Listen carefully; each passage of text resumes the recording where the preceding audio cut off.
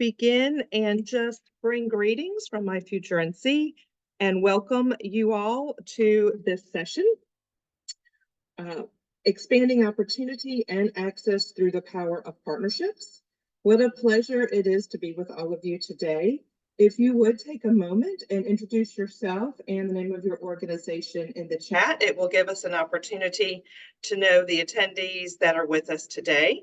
And also, we are going to be interacting today in some breakout rooms. So if possible, and at the level of your comfort, if you could turn on your camera, that would be wonderful. If not, we certainly understand. So let's go ahead and do some thank yous and some introductions. So this conference has many valuable resources and sessions. So we're thankful that you've taken this time to be with us. We will provide you with resources, data, and policy, as well as examples of partnerships that have the potential to expand opportunity and access for all learners in North Carolina. So we extend a special thank you to the design team of this conference, especially Emily Smale, who has joined us today to provide assistance and technical support from the North Carolina Community College System.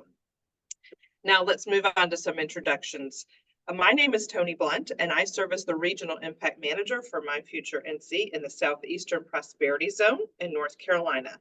Joining me is Gina Zhang, the Research and Data Analysis Manager, Corey Biggs, the Director of Policy and Advocacy, and Kim Case, a fellow Regional Impact Manager serving North Carolina in the Northwestern Prosperity Zone.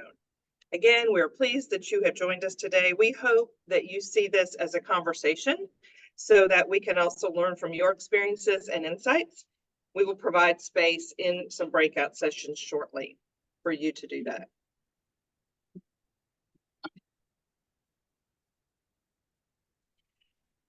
So I mentioned that my colleagues will each share in their prepared slides some information with you. So we hope to meet some of the following outcomes in this session. Number one, to learn more about My Future NC and the work that we are doing in North Carolina. Number two, to delve into the useful state and county level data.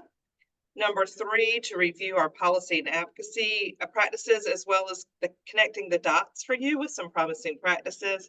And then number four, finally sharing examples of partnerships that have already provided evidence-based change in positive settings. So let's talk a moment about My Future NC. So we are a nonprofit organization that aligns and coordinates local, regional, and state action to increase the attainment of valuable credentials and post-secondary degrees. By 2030, we want 2 million North Carolinians ages 25 to 44 to have an industry-valued credential or post-secondary degree. Gina will speak more about how we're tracking towards that goal shortly. My Future NC was established and the state goal codified into law in 2019, and we are pleased to say that as a state, we are gaining in educational attainment each year. In 2030, it is estimated that 2/3 of the jobs in North Carolina will require some education beyond high school to build the skills that employees must have to succeed and to meet the needs of the workforce. This may include an industry-valued credential or degree from a community college or a 4-year college. And this education must align with the workforce needs that lead to jobs that pay a family-sustaining wage. North Carolina's educational attainment goal has received bipartisan support from leaders in education, business, and public policy. That's because the statistics paint a clear picture. As Dr. Karen Stout mentioned in the keynote address this morning, the 2 million by 2030 attainment goal is measuring 25 to 44-year-olds, but dual enrollment in high school is one key and very critical strategy, as it's the fastest growing enrollment in community colleges today. And increasing attainment by persisting and completing through credentials and degrees can begin in high school and dual enrollment programs. We believe that a better educated North Carolina is the key to economic prosperity and upward mobility for all citizens. Therefore, My Future NC is working with our board to achieve our goal by focusing state, regional and local work on three aspects. Number one, to accelerate action by partnering with organizations to drive awareness and move the needle on change and alignment. Kim will share some examples of partnerships momentarily. Number two, to identify and advocate for policy solutions. Corey will spend a few minutes with you sharing an overview of what we call our big bets and how we hope to get there. And then number three, to monitor and report progress.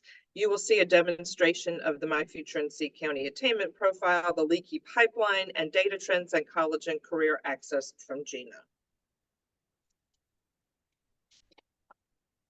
The four key transition areas of the My Future NC data are posted on this slide, but if I could summarize, they would include academic readiness. That is preparing the learner for post-secondary plans, career and college and career access, which are the navigational steps to prepare students for college level work and financial aid awareness, post-secondary completion, basically finishing credentials and degrees needed to pursue that job or career, and then labor market alignment. In other words, securing employment that provides a family sustaining wage. Our data equips local leaders with information needed to make decisions and drive their focus and strategic plan. All four of these areas relate to the overall result of greater educational attainment for all North Carolinians, but the one area that is directly related to the work of dual enrollment is college and career access. Transitioning to post-secondary begins with early and often advising, and earning college credit in high school is the first step in that transition. Let's take a deeper dive into the data in the My Future NC resources and then focus on this specific transition area of college and career access through advocacy, policy, and partnerships. With that, I will turn it over to Gina, My Future NC's research and data manager. Thank you, Tony. Good afternoon, everyone. Thank you for joining us during your lunch break. I'm so delighted to be here with you, and I'd like to just take a few minutes to share some data point with you that I hope will inform our discussions on partnership, policy solutions, and promising practice later in the session. So 2 million by 2030 is the state goal. Where are we at right now? Based on the latest census data, 1.6 million North Carolinians aged 25 to 44 hold a post-secondary degree or credential, which means we are 392,000 short of the 2 million goal. While there is still some time between now and 2030, we need to act with a sense of urgency because we are currently 24,000 short from where we need to be at this time. And Tony, next slide. If we keep doing what we are doing now and the trend persists, you can see the projected attainment in 2030 is 1.9, which means we are 71,000 short in 2030. So it's clear that we need to be laser focused on our efforts and bring in resources across sector to support North Carolinians in enrolling and completing degrees or credentials leading to careers that offer a living wage. Next slide, Tony.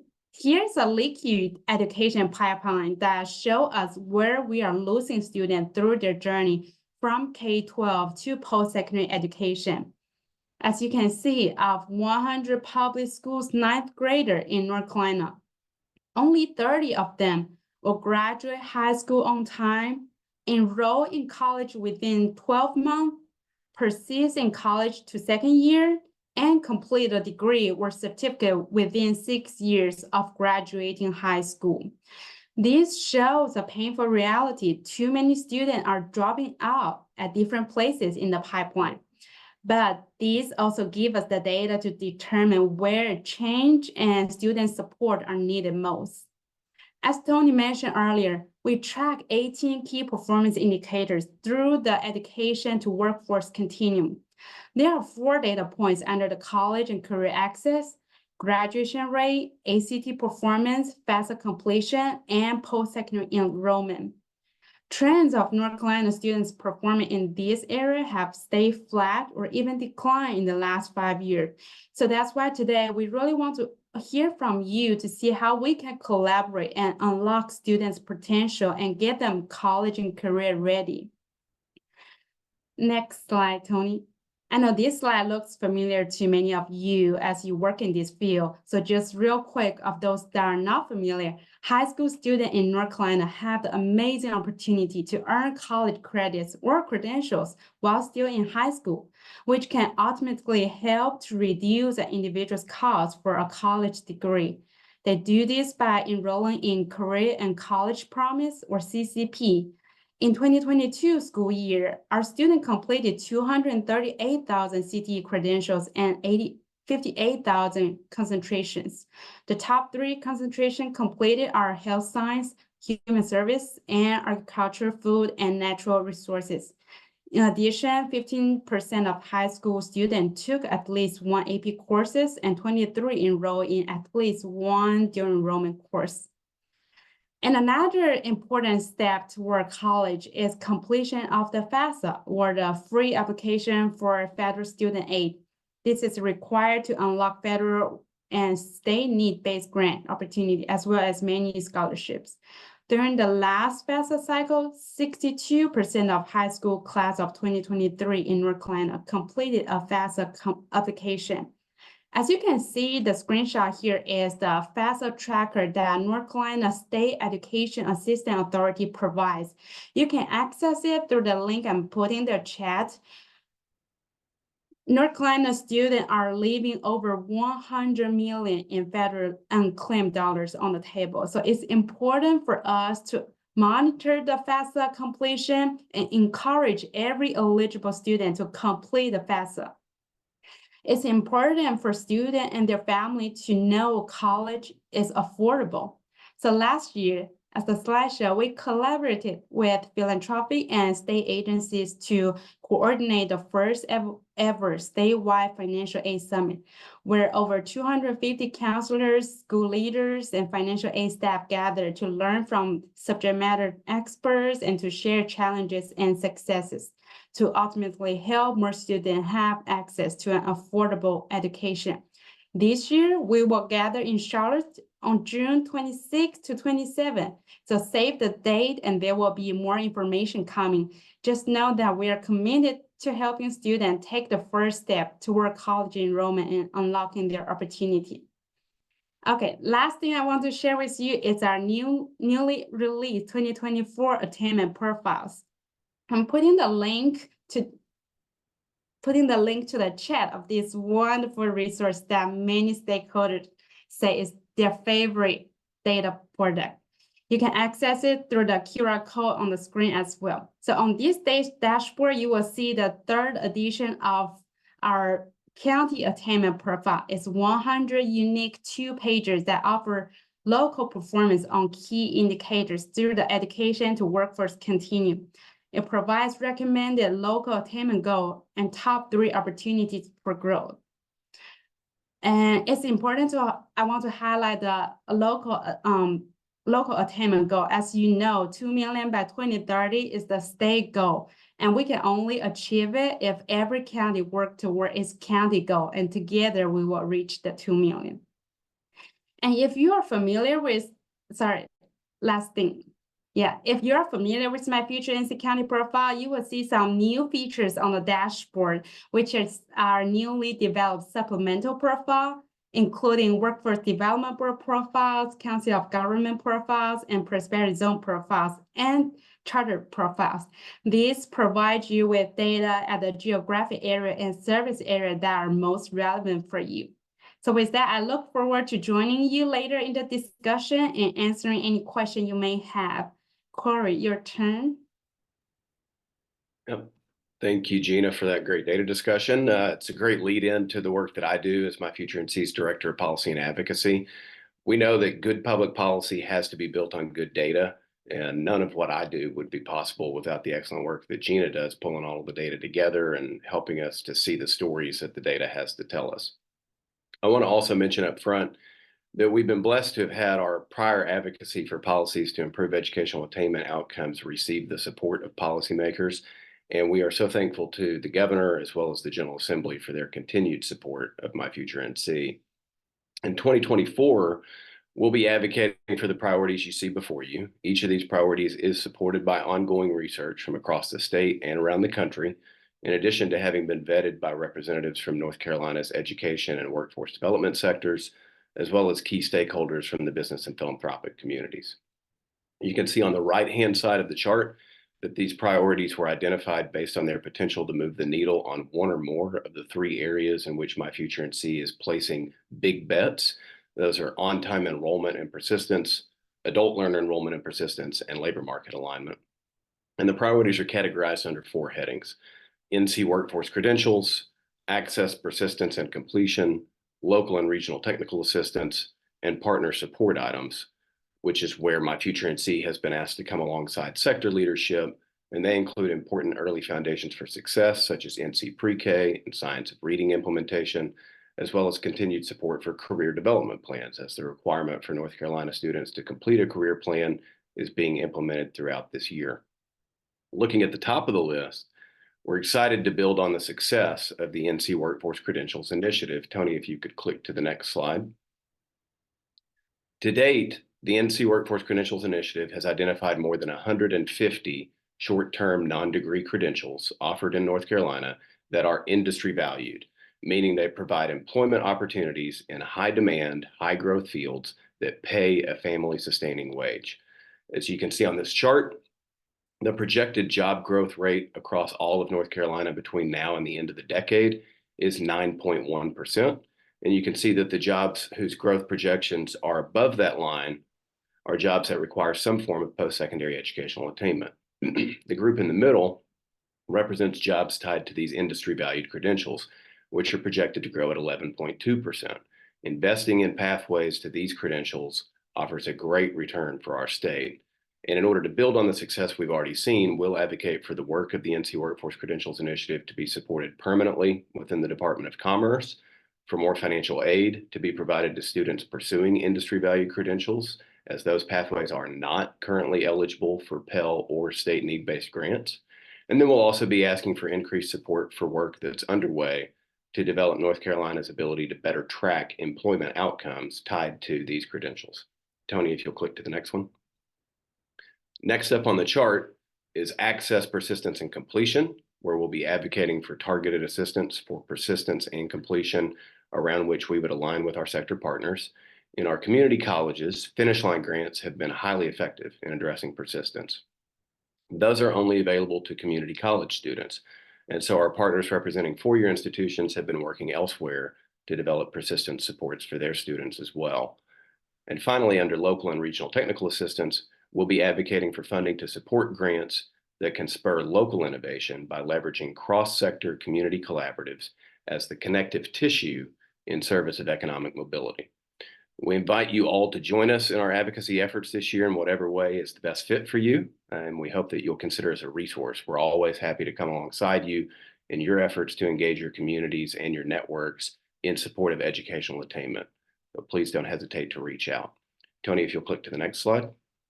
As we take a look at where we go from here, we know that the work of reaching our 2 million by 2030 goal is going to require more than just state level policy engagement.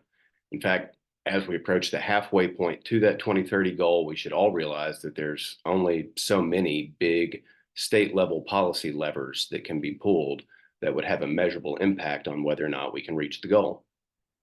So the time is now to refocus our collective efforts on how policies are being implemented at the local and regional level, and to really dig into what is happening or not happening on the ground in the communities throughout North Carolina. How are we bringing people together across sectors? How are we bridging divides and breaking down silos? What can we do together that we cannot do alone? At My Future NC, we'll continue to push for attainment-focused policies to be enacted at the state level, but we're also seizing this moment to make that pivot to local engagement. And we know that many of you are doing the same in your work. And so with that, I'm going to pivot to my colleague, Kim Case, to talk more about how that local and regional work looks on our end and how we can join forces to amplify one another's efforts. Kim? Thank you, Corey and Tony and Gina, for giving the overview of our organization and the data that we hold. What you see on this slide are our 8 regional impact managers for My Future NC. So in our organization, we have a headquarters staff. Corey and Gina are part of that staff that help us with the data. But we do believe that while we have state leadership, we also are locally owned and driven, and that's where the work happens. This morning in the opening address, I listened to that too with Tony. Michelle Lair referenced a collaborative spirit that was needed for dual enrollment work. And that's what our organization exemplifies. Each of our impact managers bring a really unique set of skills and experience to our team. And as a team, we're able to think locally, work with local leadership and partners to move this needle forward toward our 2 million by 2030 goal. I wanted to just share a little bit of information about each of these impact managers and then encourage you to reach out to the impact manager in your region. So while you're looking at that map of North Carolina, find where you sit. And if you haven't reached your impact manager, do that and continue conversations around all things college access, dual enrollment, educational attainment, what will move the needle. So up there in the Northeast, Angie Jenkins, her specialties have been in pre-K and then CTE. Tony, of course, is all things college access. She is the expert in FAFSA and financial aid and transitioning, huge support for me. Brett Brenton. Brett was a high school social studies teacher, and then he moved into an educational nonprofit work, working with Opportunity Youth and moving populations forward in urban areas. Robert Locklear was a regional district education lead in public schools in his area in the Sand Hills. Preston Roseborough, and I'm bouncing up to the top. Preston comes from commerce and brings a whole perspective outside of education for our team, which is essential to know what's needed in the labor market. Sinemet Olatunji, social work specialist, really a heart for foster care and how to engage those students, those learners in the system. My specialty is educational innovation and how do we solve complex problems as a team. And then far west, Tracy Metz came to us from school administration, and unfortunately she is transitioning off our team. Contact for her area, if you're out west, will be myself or our regional impact manager director, Jeff McDarris, and his email is listed under the west. So like I said, we work as a team and bring those strengths together, and that's how we'll move this needle forward. So on our next slide, I want to share with you one specific example of team coming together. Was excited to see the Belk Center for Community College Leadership and Research presenting in the last session because they were the researchers that led a study for us in partnership with Wilkes Community College, Wilkes, Allegheny, and Ashe school systems and My Future NC to look at how college and career access service providers could accelerate their work. And from that, we have some best practices. You'll see the questions in the titles of these 3 briefs. How can we work together? How do we get the word out? And then who does what? So communication, collaboration, and role definition are strategies that were developed from the study. Those briefs give us some really actionable steps and ways to move forward. And what we want to do is continue this common discussion about how do we move forward, what's the work we do collaboratively, and we're going to move forward into our breakout sessions. So we believe that we learn from you. We have much data, much information, many resources to support you, but if we don't know what's happening in our local organizations and with you as individuals in your roles, it's hard for us to really do the work that we want to do and be a support. So in our breakout sessions, we're going to talk about 2 questions, and we'll have about 10 minutes to do that. First, what strategies, initiatives are in place in your county, could be your area, your region as well, that are focused on advancing educational attainment through dual enrollment or your area of expertise. And then how can you, within your role, raise awareness and accelerate action toward your county's local attainment goal for every citizen and every demographic? We heard the need to think about all students, about all learners, and moving everyone toward those family sustaining wages through educational attainment. So those will be our breakout questions. We'll put those in the chat once we're in breakout rooms, and then we'll be back together in about 10 minutes. So we'll see you there. That looks like 22 are back. Emily, does that look like all the rooms to you? Let me check. Okay, just to make sure I don't leave anybody hanging. I'm Looks next to Corey, so I heard he just wrapping up. There he is. All Yep. right. Everybody's back now. Thank you so much. Well, this slide kind of represents what we hope that we can be as My Future NC, that we can be drops in this local connected tissue, and that there are ripples that form because of conversations like you just had. And so what we'll do in our final moments is I'll hand this back to Tony. offer up some time for any questions and answers, and then just thank you all for being here and allowing us to present. Tony? Thank you, Kim. Yeah, I agree. We had a small but powerful conversation in our breakout room, and with that, I'll be able to take some things back in a debrief with Corey in terms of thinking about challenges and barriers and policy and advocacy. And also want to compare what I heard with what Kim referenced from the Belk Center study to see if the things that I heard were also included in that research. I think we have some wonderful practitioner work happening in our state. I was glad that the participants in my breakout room were able to mention things like TRIO and Upward Bound and Gear Up. And these partners are so incredible in working with community college and K-12 districts. So around any of these questions, topics, or discussions, do we see anything in the chat for a question? Or if anyone has a remark or a question, please feel free to come off mute and share your thoughts with the whole group.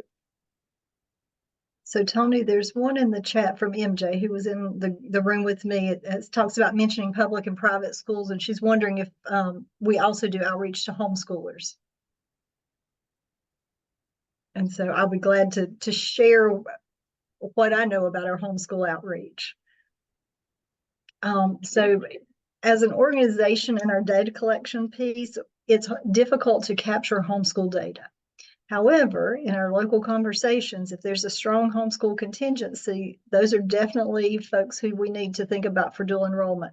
In my previous role, when I was with public schools, my role was to reach out to homeschoolers and to think about how we could engage them with community college and public school enrollment and still help maintain status as homeschoolers. So it's an area I know, and Corey and Gina chime in if anyway, and I also see Angie Jenkins, who's on our team in our session too. How you might be engaging with homeschoolers in your areas.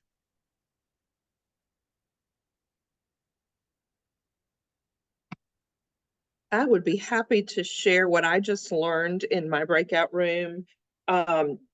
Yolanda, you would say it better than I can, but Yolanda Jarrett from Wake Tech, would you be willing to share just a moment about your web presence and the video creation for students coming from all sorts of K-12 learning situations? Yes, and I was trying to make my screen bigger so I can see everybody, but I can't. So at Wake Tech, I'm a CCP enrollment and academic advisor. I would say about a fourth of our population is homeschool students. And what we do on our website is we've streamlined it so that the whole application process is up there. We're also just doing this thing called co-video, where we're videotaping how to go through that process for application. But on the website, we also indicate the difference between things like what the requirements are for public school versus homeschool for transcripts, and steps like that. So we're not leaving anybody out because we have it for public, private, charter, and homeschool. But that way they'll be able to ask questions if they need to, but they can always refer to the website for most of their questions.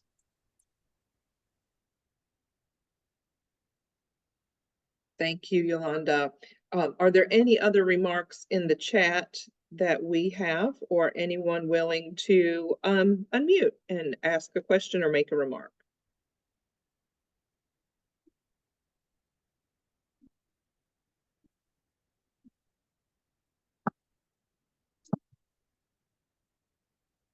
Is there anyone that would be willing to share something that they learned during their breakout session that they hope could be a replicable practice in their work because of their learning today?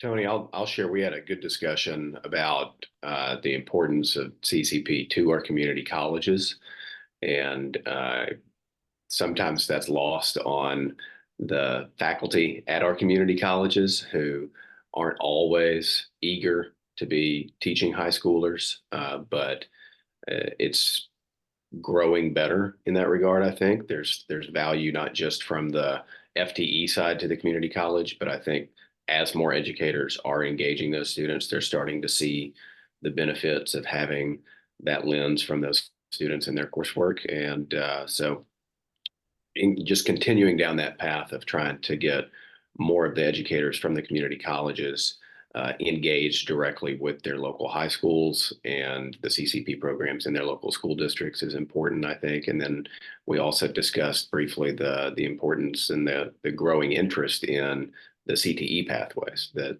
CCP and dual enrollment doesn't have to be just about degree-bearing pathways, that there are more and more opportunities for students to go for a credential that is industry valued, that's available to them at no cost while they're in high school, and to walk across that graduation stage with something in their pocket that can get them a really good job right out of high school. Excellent. Thank you so much, Corey. So important to look at all of the pathways offered through CCP, because every student has a different path and learns differently and has career goals so unique to them that with the variety of programs offered, students' needs can be met. Well, we are nearing our time together. So on behalf of the team at My Future NC, we thank you for participating in this session, for your insightful conversation and your remarks, and for your willingness to wake up every day thinking about educational opportunities for students in North Carolina and beyond. We leave you with this contact information on the screen of our regional impact managers that Kim summarized earlier. As you can see on the right side of the slide, the Western region has the contact information of Dr. Jeff McDarris. And that is because, as Kim mentioned, that Tracy Metz's position in the western part of our state is now open, and we are seeking applications for that position. Feel free to share this opportunity within your networks. Any of us would be delighted to hear from you. So if there are no other questions, we again thank the Planning Committee for allowing us to share, and we look forward to joining you in other sessions throughout the conference. Have a great day, everyone.